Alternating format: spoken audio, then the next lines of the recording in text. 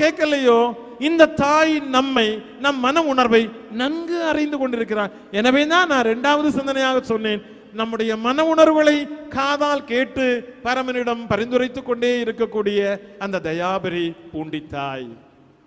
அதைத்தான் கானாவிலே நாம் பார்க்கின்றோம்.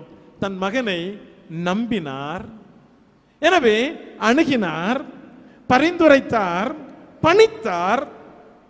சொல்லிட்டு நான் சொல்றதெல்லாம் செய்யுங்க என்று சொல்லல, என்று சொல்லவில்லை. என்ன சொன்னாங்க? அவர் சொல்வதையெல்லாம் செய்யுங்கள். நமக்காக பரிந்துரைத்துக் கொண்டிருக்கக்கூடிய இந்த தாய் நம்மிடம் சொல்லுகின்ற இன்னொரு வார்த்தை, அவர் சொல்வதெல்லாம் செய்யுங்கள். நான் நினைக்கிறது தான் செய்வேன், நான் விரும்புவதைத்தான் செய்வேன், எனக்கு பிரியமானது தான் செய்வேன், எனக்கு சாதகமானது தான் செய்வேன். அப்படி போனோம்னா நாம எங்கேயாவது வழிக்கு விழுந்து விடுவோம்.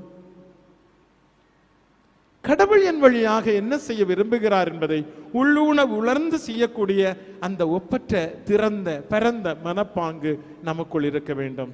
நல்ல மரம் நல்ல கனி கொடுக்கும், நன்மை செய்ய, நல்லுலகு படைக்க, அதோடு நம்பிக்கையிலே நிலைத்து வாழ்ந்த அந்த மரியா இதைத்தான் கனியாக தன் வாழ்வின் வழியாக வெளிப்படுத்தி கொண்டே இருக்கின்றார். இயேசுவின் வழியாகவும், ஏன் நம் வழியாகவும். இந்த சிந்தனைகளை வாழ்வில் கனிகளாக வெளிப்படுத்த இந்த திருப்பயணம் நமக்கு வழிகாட்டட்டும்.